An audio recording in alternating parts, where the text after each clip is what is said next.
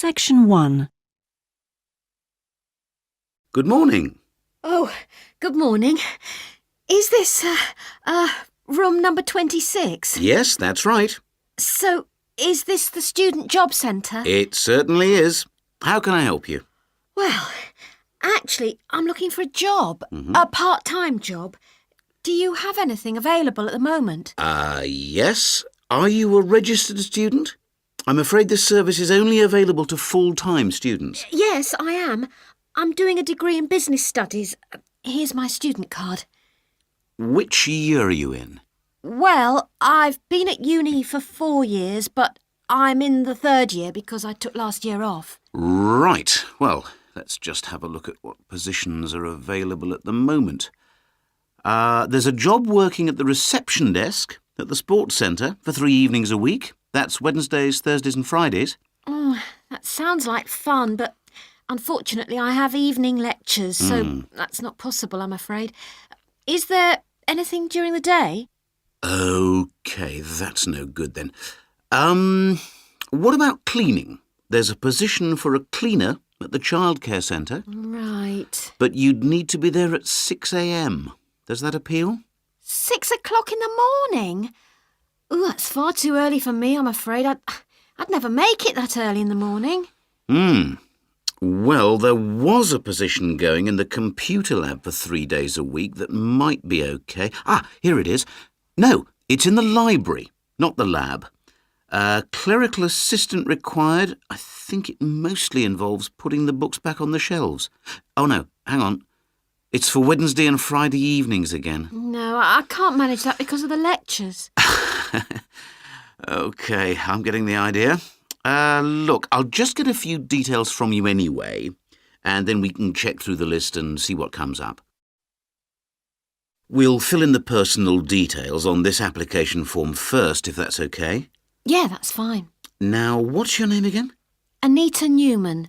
That's Newman. And your address, Anita? I'm in one of the halls of residence for postgraduate students. You know, International House. OK, that's easy. What's your room number there? Room B569. No, sorry, B659. I always get that wrong. I haven't been living there very long. Do you have any other skills? Typing, languages, that sort of thing? Well, I speak some Japanese. Right, I'll make a note of that. Now, let's see what else is available. What do you think of administrative work? There's a position for an office assistant at the English Language Centre. That sounds interesting. It's for 3 days a week, Monday, Friday and Saturday mornings. Interested? I was hoping to have Saturdays free, but I need the work, so... Can you tell me what the job involves? Yep, sure. It says here that you'll be required to deal with student inquiries and answer the phone. I'm sure I can handle all that without a problem. Great. Well, would you like me to arrange an interview for you? Say Friday morning around 10? Can we make it a bit later? Unfortunately, I've got something to do at 10. Would that be OK? Not a problem. How about 11:30? Hope it works out for you, Anita. Me too. And thanks for all your help. Section 2. Good morning. I'm very pleased to have been invited along to your club to talk about our charity-sponsored walking holiday for education aid. I'll start by giving you a brief overview of what it entails. First of all, let me explain what we mean by sponsored here. This is where people promise to donate money to the charity if you achieve your goal, in this case to walk a certain number of miles. Basically, we are organising a 10-day holiday from the 6th to the 16th of November, with 8 days actual walking, trekking in the Samira Mountains. Let's have a look at some of the details. We require you to raise sponsorship money of at least $3,200, paying $250 of it up front as a deposit, and the rest in stages throughout the year. Out of this, about 35% will go on your expenses, and that leaves 65% guaranteed to go to the charity. Which brings me to the most important part. This trek is being specifically organised to help education in the Samira region. Last year we helped train teachers for the disabled, and this year we're focusing on the pupils. Each of the walkers' sponsorship money will go to help an individual special needs pupil in one of the mountain schools. In the second part of the talk, I'll be giving you a lot more details. But back to the basic information. Age limits. This is the second time we've run this kind of holiday, and on the first we even had an 80-year-old. But we found it was wise to establish limits this time. You have to be at least 18, and the top limit is now 70, though you need to obtain a health certificate from your doctor if you are over 60 years old. Now, the Samira Mountains are among the highest in the world, but you mustn't be too daunted. We will mainly be trekking in the foothills only, although there will be spectacular views even in the foothills. However, you will need to be extremely fit if you aren't now and you're interested in coming with us. You have plenty of time to get into shape. You'll be sleeping in tents, so you must have quite a bit of equipment with you, but you will be helped by local assistants. Your bedding and so forth will be carried by them. We ask that you only walk with a small rucksack with needs for the day. I don't think I've really said enough about the marvellous area you'll be walking in. Let's have a look at some of the sights you'll be seeing. Apart from these spectacular snow-covered peaks and valleys, there are marvellous historic villages. The area's been famous for centuries for making beautiful carpets, although recently there has been a trend to move into weaving blankets and wood carving. The people are extremely friendly and welcoming. We deliberately keep the party small in size to minimise disruption to people and landscape. I hope that there are still some people interested. I will be distributing leaflets at the end where you can find out more information. But just for the moment, I'll outline the itinerary, the main high points of the holiday. Obviously, you'll start by flying out to Kishba, the capital city, on day 1. After a couple of days to acclimatise yourself, you'll start the trek on day 3, walking through the enormous Katiba forest, which will take the whole of the day. Day 4 takes us higher up, going through the foothills, past a number of villages, and visiting a school for the disabled in Sohan. Then you have a rest day, that's day 5, before going to the spectacular Kumi Temple, with 12th century carvings, set in a small forest by a lake, and that's day 6, the highlight for many. We stay near there for day 7, because then comes the hardest day, walking through very mountainous country, but culminating in a swim in the Pate Falls. This is the highest waterfall in the region. Day 9 is much easier, with part of the day spent in a village where they make some of the gorgeous red blankets. Then back down to Kishba and the journey home. So, you can see it's a pretty packed timetable. Section 3. Thanks to all of you for coming along today to hear about how the Robotic Float project is helping with ocean research. Well, first of all, we'll look at what a robotic float does and its use. So let's start with the device itself. It looks a bit like a cigar, and it's about 1.5 meters long. More importantly, it's full of equipment that's designed to collect data. So it can help us in building up a profile of different factors which work together within the world's oceans. Sounds like a big project. Isn't it too big for one country to undertake? That's quite true, but this project is a really good example of international cooperation. Over the last 5 years, scientists from 13 countries have been taking part in the project and launching floats in their area of ocean control. And next year, this number will rise to 14 when Indonesia joins the project. That's impressive. But let's move on to how floats work. The operational cycle goes like this. Each of the floats is dropped in the ocean from a boat at a set point and activated from a satellite. Then the float immediately sinks about 2,000 meters. That's 2 whole kilometers down in the water. It stays at this depth for about 10 days and is carried around by the currents which operate in the ocean at this level. During this time, it's possible for it to cover quite large distances, but the average is 50 kilometers. So, what is it actually recording? Well, at this stage, nothing. But as it rises to the surface, it collects all sorts of data. Most importantly, variations in salinity, that's salt levels, and the changes in temperature, a bit like underwater weather balloons. Then, when it gets back to the surface, all the data it's collected is beamed up to the satellite. After about 5 hours on the surface, the float automatically sinks, beginning the whole process again. What happens to the data? Well, the information is transferred direct to onshore meteorological stations, like our one in Hobart, and within 4 hours the findings can be on computers, and they can be mapped and analysed.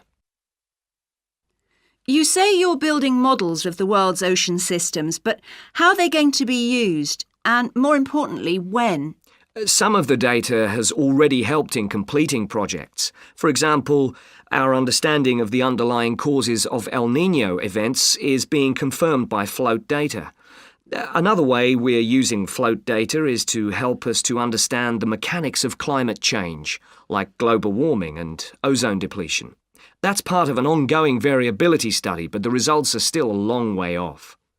However, this is not the case with our ocean weather forecasting.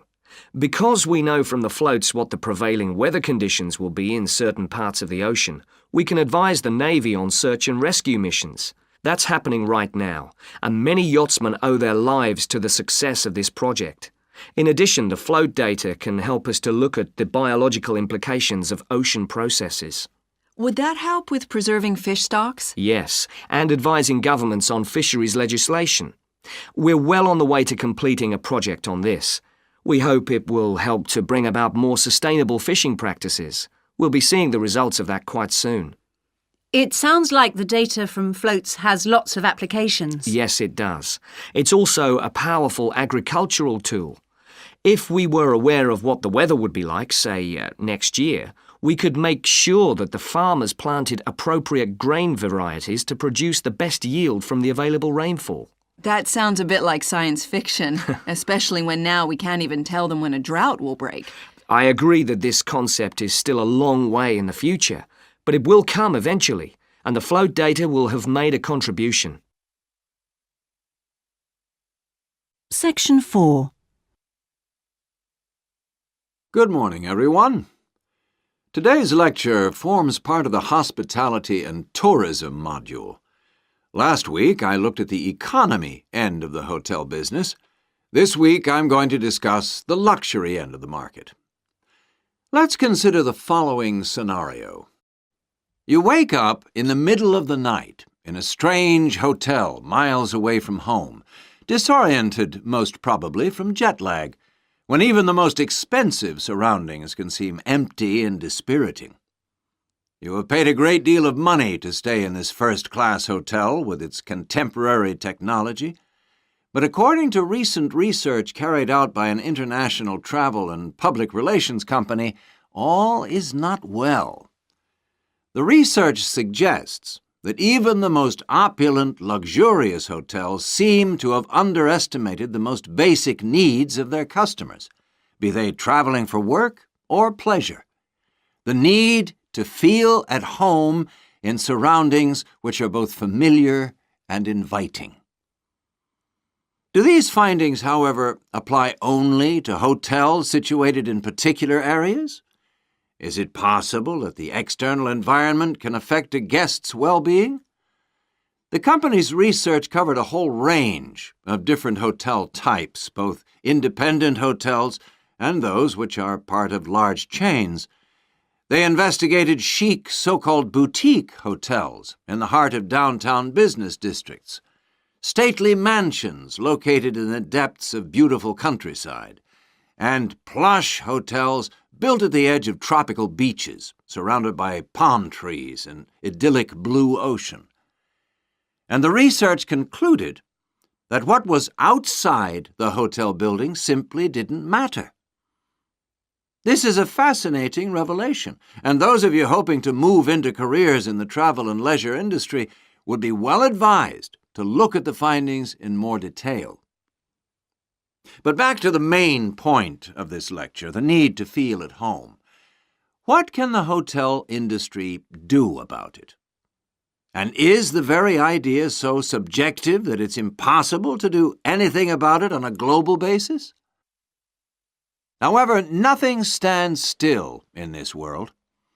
One company has come up with the slogan, "Take your home with you," and aims to provide clients with luxury serviced apartments. Those in the business travel industry maintain that these serviced apartments dispense with all the unwanted and expensive hotel services that business travelers don't want, while maximizing the facilities they do want. For example, not only sleeping and living accommodation, but also a sleek, modern kitchen that allows guests to cook and entertain, if they wish, at no additional cost. The attractions of such facilities are obvious, and it'll be interesting to see whether the company manages to establish a trend all over the world and make a lasting impact on the luxury accommodation market. Now, finally, I want to consider the psychology underpinning the traditional holiday hotel industry. As a hotelier, how do you go about attracting people to give up the security of their own home and entrust themselves to staying in a completely strange place and sleeping in an unfamiliar bed? Firstly, hotels exploit people's need to escape the predictability of their everyday lives. For a few days, people can pretend they are free of responsibilities and can indulge themselves. Secondly, there is something very powerful in our need to be pampered and looked after. It's almost as if we returned to being a baby when everything was done for us and we felt safe and secure.